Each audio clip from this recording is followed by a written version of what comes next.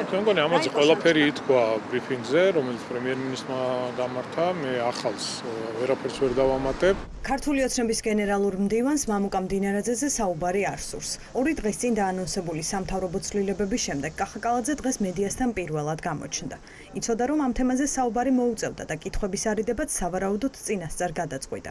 კალაძე ერთ საქებარ სიტყვასაც ვერ ამბობს თანაგუნდელის გასამხნევებლად და მასზე გადაწყვეტილების გასამართლებლად. საკმაოდ მნიშვნელოვანი და საპასუხისმგებლო მიმართულება რეგიონების მართვა, გამოწვევები არსებობს, ცხადია.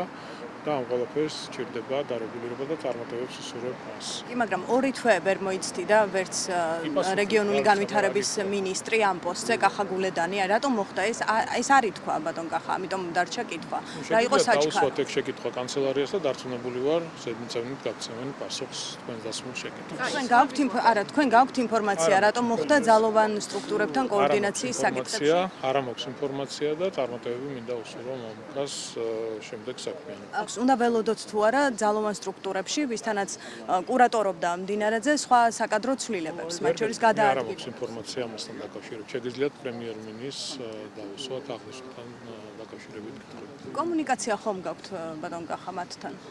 კომუნიკაცია ეს გადაწყვეტილება თქვენთვის ყოველდღიური, თუმცა კიდევ ერთხელ ვიმეორებ აღნიშნულთან დაკავშირებით, საკადრო ცვლილებებთან დაკავშირებით ეს არის პრემიერ-მინისტრის პრეროგატივა. პრემიერ-მინისტრი იღებს გადაწყვეტილებას, ვინ უნდა იყოს ეს თუ ის მინისტრი, მთავრობის წარმომადგენელი და ასე შემდეგ. თუ რაიმე კითხვები გაქვთ მერიაში საკადრო ცვლილებებთან დაკავშირებით, მე შემიძლია ამასთან დაკავშირებით. მაგრამ პარტიაშიც გიჭირავთ მაღალი პოსტი. ბატონ კახა, წარუმატებელი იყო მამუკა მდინარაძე იმ პოსტზე, რაც არადა კითხვები, რომელიც ირაკლი ყობახიძის ბრიფინგმა გააჩინა, ისევ პასუხებს ითხოვს. მამუკა მდინარაძე წარადგინეს თანამდებობაზე, რომელიც სექტემბრამდე ვერ შეიქმნება და ვერც ის თანამდებობა გაუქმდება სექტემბრამდე, სადაც 3 თვე გასტანა. ჩნდება კითხვა, რატომ ეჩქარებოდათ მდინარაძის ძალოვნებიდან ასე სწრაფად ჩამოცილება. არა უშავს. საქართველოს პრემიერ-მინისტრი როგორმე გადაწყვეტს, როდის რა გააკეთოს. ასე გადაწყვიტა, რომ ეხლა უნდა გააკეთებინა საქართველოს პრემიერ-მინისტრმა. საქართველოს კონსტიტუციით მას ამის გაკეთების უფლება ჰქონდა და გააკეთა. რა გიგებთ? თქვენ ხო შეკითხებდათ რა? ვადებს რაღაცებს არა. ადლობელი ვარ, რომ ეს მაინც ამის უფლება მაინც მიეცეთ საქართველოს პრემიერ-მინისტრმა. ერთადერთი, ვინც თანაგუნდელი გაამხნევა, არჩილ გორდულაძე იყო. მამუკა მდინარაძის თანაშემწე მისი დეპუტატობის დროს. დეპუტატებმა სექტემბერში მხარი უნდა დაუჭირონ იმ თანამდებობის შექმნას, რომლის არსიც ბევრმა კარგად ვერ გაიგო. რეგიონების განვითარება, მუნიციპალიტეტებში არაერთი პროექტის განხორციელება, მათ შორის სოციალური ფონის გაუმჯობესება ჩვენი გუნდის განსაკუთრებული პრიორიტეტია, რასაც ხალხს უსვამს, მათ შორის ესეთი გამოცდილი პოლიტიკოსის, გამოცდილი მენეჯერის, სახელმწიფოებრივად მოაზროვნე ადამიანის კონკრეტული მიმართულებით გადასვლა მამუკა მდინარაძეს გულისხმობ რა თქმა უნდა და ვინ და თუ არა მამუკა მდინარაძე შეძლებს რომ საქართველოს მთავრობასა, საქართველოს ხელისუფლებასა და ადგილობრივ თვითმმართველობას შორის იყოს ხიდი და არაერთი პროექტი, რომელიც ხორციელდება კიდევ უფრო მეტი ინტენსივობითა და მეტი შედეგებით იყოს ისევ და ისევ საზოგადოების მაღალი ინტერესიდან და მაღალი საჭიროებებიდან გამომდინარე განხორციელებული. ფაქტია, რომ მამუკა მდინარაძის ძალოვანი სტრუქტურებიდან ჩამოცილება სწრაფად იყო საჭირო. ოპოზიციას აქვს მოლოდინი, რომ მდინარაძესთან ერთად საკადრო გადაწყვეტილებებს შეეწირებიან ძალოვანი სტრუქტურების სხვა ჩინოვნიკები. ის ხალხი, ვინც პოსტებზე მდინარაძის ნდობის პრინციპით შეარჩიეს.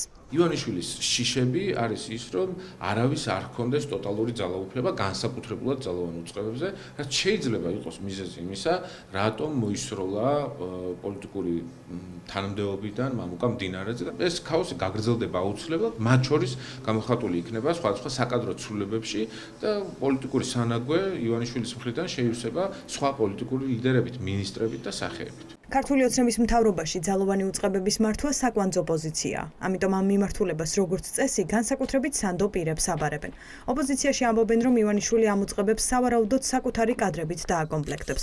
ამასვე მიანიშნებდა რამდენიმე კვირის წინ მისი დაცვის წევრის დანიშვნა მოადგილის პოსტზე, ჯერ შინაგან საქმეთა სამინისტროში, შემდეგ სუსში. ლოგიკური დასასრული იყო მდინარაძესთან დაკავშირებით, იმიტომ რომ პრაქტიკულად გამოიშიგნა მისი დანიშნული კადრები, ბევრი წავიდა, კარუსელი დატრიალდა, მოადგილეები შეიცვალა და ძირითადად ეს იყო პირადი კადრები, ეგრეთ წოდებული ლიჩნიკები ბიზნა ივანიშვილის. ეს გასაგებია, რასაც ნიშნავს, მანიშნებელია, რომ უნდობლობა კონკრეტულად დამნიშნავის მიმართ, ანუ დინარაძის და ამ შემთხვევაში კობახიძის მიმართაც და საკუთარი კადრებით ამაგრებს ის თulis რომ რთული ვითარებაა და პერსონალურად მას შეიძლება ემუქრებოდეს რაიმე ტიპის საფრთხე, როგორც წესი უკავშირდება საზოგადოებაში მიმდინარე პოლიტიკურ მოვლენებს, მაშინ იღებს ამგვარ გადაწყვეტილებებს.